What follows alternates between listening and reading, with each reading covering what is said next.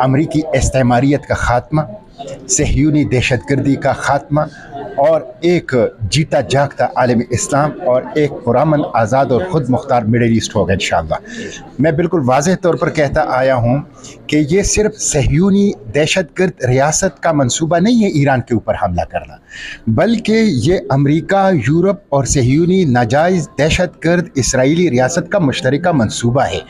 और ईरान के ऊपर हमला करके दरअसल वो पूरे आलम इस्लाम को सरेंडर करना चाहता है, ईरान को सज़ा देना चाहता है कि उसने मस्जिद अक्सा की बात क्यों की, उसने गज़ा को सपोर्ट क्यों किया, उसने हमास को, अल-कसाम को, फ़लस्तीन के अंदर जिहाद को, उसको सपोर्ट क्यों किया। इसलिए ये इन तीनों का पूरे इस्तेमार का मुश्तरका मंसूबा है।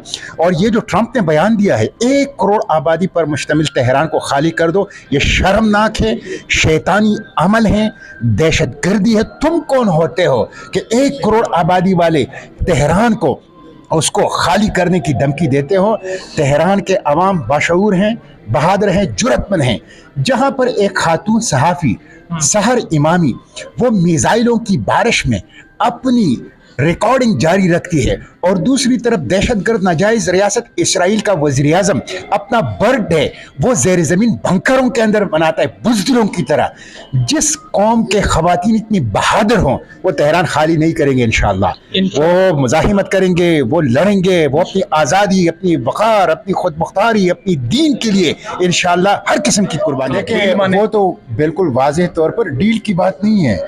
ईरान NPT के ऊपर दस्तखत कर चुका है, जो एटमी अदम फैलाव का मुआहिदा है, इसराइल नहीं कर चुका। ईरान IAEA को मुस्तकिल मुआयने की इजाज़त देता है, इसराइल ने एक दफ़ा भी नहीं दी। ईरान खुल कर कहता है कि हम न्यूक्लियर वेपन्स नहीं बना रहे, ना किसी को धमकी दी है। ईरान ने गज़ा के ऊपर एटम बम गिराने की धमकी दी है। ईरान खतरा है तो ये एटम बम बहाना है, असल में वो ईरान को सरेंडर करना चाहता है। और खुलकर ट्रंप ने कहा है कि अब ईरान के साथ इसराइल ईरान नेगोशिएशन के ऊपर मुझे दिलचस्पी नहीं है, अब ईरान को सरेंडर करने में दिलचस्पी है। सरेंडर इंशाल्लाह अमेरिका होगा, सरेंडर इंशाल्लाह इसराइल होगा, सरेंडर इंशाल्लाह यूरोप होगा, सरेंडर इंशाल्लाह दहशतगर्द होंगे, आज़ादी और हुर्रियत की जद्दोजहद करने वाले फातेह होंगे इंशाल्लाह।